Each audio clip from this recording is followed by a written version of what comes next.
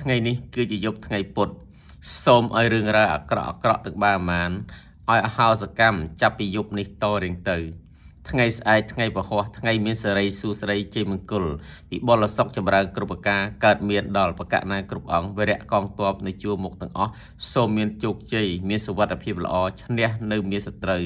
ឈ្នះនៅជំងឺឈឺសង្កាត់ឧគាជាធិជូនពរបកណាញាតិញោមពុទ្ធបរិស័ទក្នុងនិងក្រៅប្រទេសទាំងអស់សូមចែកបណ្ដៃវីដេអូសូមឲ្យបានជោគជ័យក្តីចម្រុងចម្រើនកើនយសសម្បត្តិសម្បូរ